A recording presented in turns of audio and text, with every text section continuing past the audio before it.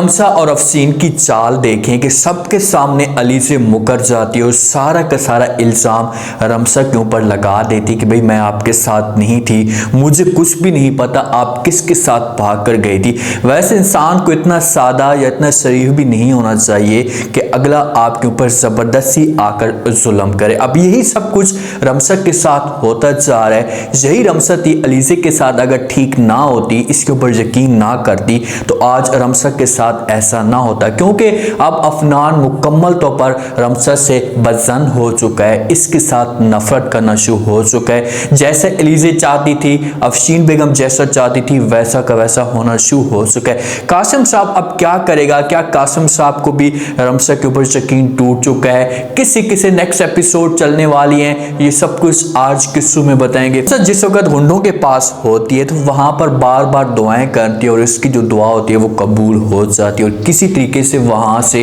भाग कर आ जाती है। जिस वक्त अंदर इंटर होती है तो सामने अफशीन बेगम, अफनान, अलीज़े खड़ी होती है। अफशीन बेगम जब देखती है रमसा को तो वो अंदर से तो चौंक जाती है, उसे खौफ भी खाया जा रहा होता है कि भाई अगर रमसा वापस आ जाती है, हम पकड़े जाते हैं तो हमारे ये सारा का सारा सुकून बर्बाद हो जाएगा। वहीं पर रमसा के सामने नाटक करती है और कहती है तुम कहाँ से आ गई हो, यहाँ पर क्या करने के लिए आई हो? क्या तुम्हें तुम्हारे लवर ने फिर से तुम्हें छोड़ दिया है? चली जाओ यहाँ से, वापस दोबारा आने की यहाँ पर कोशिश मत करना। जब ये बातें रमसा सुनती तो बड़ी हैरान हो जाती है और अफसीन को कहती कि नहीं आंटी जी, ऐसी तो कोई बात भी नहीं है, मैं किडनैप हो गई थी, मैं अलीज़े के साथ ही थी उस वक्त, ये आप ऐसा की बातें क्यों कर रही हैं? आप अलीज़े से पूछें। अलीज़े से जब पूछा जाता है तो अलीज़े भी वहां पर मुकर जाती है और झूठ बोलना शुरू कर देती है। वो कहती कि आप किस की बातें कर रही है रमसा, मुझे इस बारे में कुछ भी नहीं पता कि आप किसके साथ थी, मैं तो आपके साथ कभी भी नहीं थी, मुझे कुछ इल्म ही नहीं है। रमसा जब ये अल्फाज सुनती है तो फिर जाकर उसे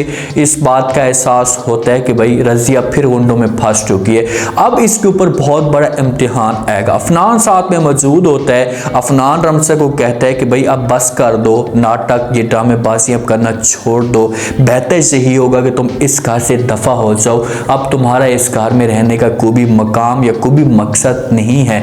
रमसा ये अल्फाज सुनती है तो मजबूर हो जाती है, क्योंकि इसके पास और कोई ऑप्शन मौजूद ही नहीं है। किस तरीके से इनको समझाने की कोशिश करे, इस तरह का माहौल बना होता है कि सारा का सारा जो इल्ज़ाम है ये रमसा के ऊपर लगाया जा रहा होता है। अगर रमसा को इसे गुंडों से खुद छुड़ा कर आते तो हो सकता है कि फिर इन लोगों को यकीन होता। अब रमसा खुद वापस आई है तो लाजमी तौर पर इनके ऊपर कोई भी यकीन नहीं करेगा। जिस वक्त रमसा मुड़ने लगती है तो कासिम साहब भी आ जाते हैं और कहते हैं कि रमसा रुको, मैं तुम्हारे साथ कुछ बात करना चाहता हूँ। लाजमी तौर पर इसे अपने पास बुलाएगा।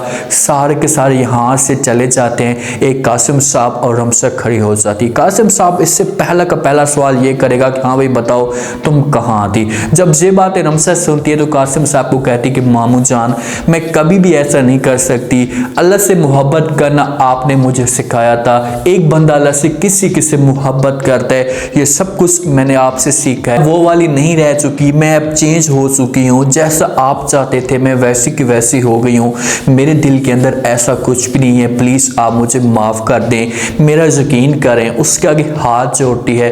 कासिम साहब इसके हाथों को पकड़ लेते और कहते हैं कि प्लीज़ आप ऐसी बातें मत करें, आप यहाँ से जाएं। से कुछ इस तरह के अल्फाज कह सकते हैं या हो सकता है कोई भी इसके साथ बात ना करे, इससे कहे कि चलो ठीक है आप रहना चाहती तो रहें। लेकिन वहीं पर कासिम साहब की जो हालत होती है वो भी ख़राब होना शुरू हो जाती है, क्योंकि जब उसे इस बात का एक शक हो और उसके दिमाग के अंदर एक बात भी जा रही हो कि यार जिसको मैंने अपनी बच्ची समझा था और आज उस बच्ची के ऊपर इस तरह के इल्ज़ाम लग रहे हैं, इस तरह की बातें हो रही हैं, तो ये कैसे हो सकता है? उसकी हालत बिगड़ती है। इसे डॉक्टर के पास लेकर जाते हैं, इसे एडमिट कर लेते हैं। डॉक्टर वाले जो खतरे की घंटी भी बजा देते हैं। वहाँ पर रमसा भी मौजूद होती है। अफशीन बेगम जब रमसा को देखती है तो साफ अल्फाज में इनकार कर देती है और कहती है कि भाई तुम यहाँ पर नहीं आ सकती, आपकी वजह से आज पहचान के साथ हुआ है, सिर्फ और सिर्फ आपकी वजह से हुआ है, बेहतर ये होगा कि आप यहाँ से चली जाएं। हरकतें से आपके जो करतूत ना होते तो कभी भी मेरे भाई के साथ ऐसा ना होता। रमसा कहती कि ठीक है मैं यहाँ से चली जाऊँगी, लेकिन मैं एक दफ़ा मामू जान के साथ मुलाकात करना चाहती हूँ, उसे देखना चाहती हूँ, उसके बाद कभी भी मैं यहाँ से वापस इस जगह पर नहीं आऊँगी। लेकिन अफशीन इनकार करती और कहती कि भाई ऐसा कभी भी नहीं हो सकता, इससे मुलाकात आपकी नहीं हो सकती। अफशीन अंदर से डरी हुई है, ये उससे खौफ तो है कि अगर मुलाकात होती है इन दोनों की आपस में फिर ये इसके सामने रोती है, माफ़ी मांगती है तो कासिम साहब को तरस आ जाएगा लाजमी तौर पर और इसे यहाँ पर रहने पे मजबूर कर देगा कि भाई इसे यहाँ से मत निकालो। फिर अगर रहती है तो अफसीन और अलीज़े के जो दिन होंगे वो ख़राब होना शुरू हो जाएंगे। अफसीन तो अपनी ज़िद पे है, वहाँ पर रमसा खड़ी हो जाती है, इंतज़ार करती है कासिम साहब का कि भाई मैं इसके साथ मुलाकात करूँगी। अफनान आता है और आकर बात करते हैं और कहते हैं कि बड़ी डीठ हो गई हो तुम, हमने आपको यहाँ से जाने का कहा कि आप यहाँ से चली जाओ, लेकिन फिर भी आप जो वहीं पर डटी रही हैं। आपको हो क्या गया, आप चाहती क्या हैं? आज मेरे वालिद के साथ जो कुछ भी हुआ है आपकी वजह से हुआ है, आप किस मकसद के लिए यहाँ पर आई हो? रमसा ये बातें सुनती है तो कहती है कि भाई मोहब्बत के लिए इंसान को जो है वो डीठ होना पड़ता है। अगर कोई इंसान दिल तोड़े भी सही तो इतनी ज़्यादा तकलीफ ना हो, सब कुछ बर्दाश्त करना पड़े।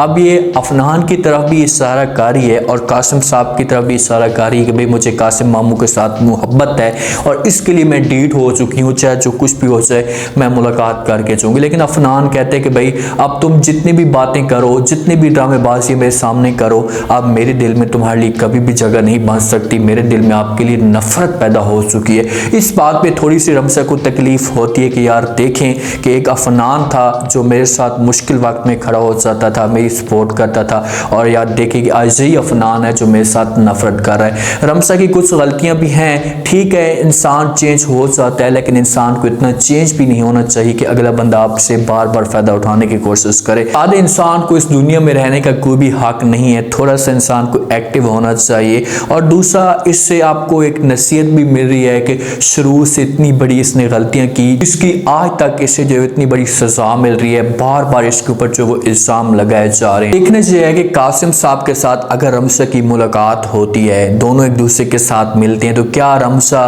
कासिम साहब के साथ कोई सा की बात करती है तो कासिम साहब इसकी बात मान लेता है और इसे रहने का हक यहाँ पर दे देता है। अगर ये सब कुछ करता है तो उसके बाद अलीज़े और अफसीन के साथ क्या होगा? क्योंकि कहानी ऐसा लग रहा है कि फिर से कोई नए सिरे से शुरू हो चुकी है। 20 से 30 एपिसोड इस ड्रामे की और भी ज़्यादा चल सकती हैं जिस हिसाब से दिखाया जा रहा है। इस घर में रमसा आई हुई है तो लाजमी तौर पर इसे रहने का यहाँ पर हक दिया जाएगा। कासिम साहब जो है वो सबको कह देंगे कि रमसा को यहाँ से नहीं निकाला जा सकता। इसको उम्मीद तो है जिस वक्त रमसा यहाँ पर रहेगी तो अलीज़े और अफसीन के जो करतूत होंगे वो सबके सामने खुलना शुरू हो जाएंगे। अब रमसा को इस बात का भी यकीन हो जाएगा कि भाई मुझे किडनैप करवाने वाली अलीज़े हो सकती है। जिस हिसाब से अलीज़े मुकर रही है, सबके सामने झूठ बोल रही है, तो लाजमी तौर पर इसमें अलीज़े मुलविस हो सकती है। तो रमसा ये सारे के सारे सबूत अफनान के सामने रखेगी और जिस वक्त इस सारे सबूत रखेगी तो उसके बाद अलीज़े और अफसीन का जो हाल होने वाला है ना वो बहुत ही बुरा होने वाला है। फिर वो सब देखेंगे। उम्मीद है आज का रिव्यू, आज का ये टीजर आप लोगों को पसंद आया होगा। आपने कमेंट सेक्शन में कीमती लास्ट में देर में आपको क्या लगता है, क्या नेक्स्ट एपिसोड में कासिम साहब की डेथ हो सकती है? अगर कासिम साहब की डेथ होती तो फिर तो रमसा के साथ बहुत ही बुरा होगा। अगर कासिम साहब की डेथ नहीं होती, क्या रमसा को यहाँ पर रहने की इजाज़त दे देगा? उसके बाद रमसा कैसे अपने सबूत, अपने प्रूफ कासिम मामू के, अफनान के सामने रखेगी? अगर ये सब कुछ रखती है तो उसके बाद अलीज़े और अफसीन का क्या अंजाम होगा? लास्ट में रह दीजिएगा, चैनल को लास्ट में सब्सक्राइब कर दीजिएगा। शुक्रिया, अल्लाह हाफिज़।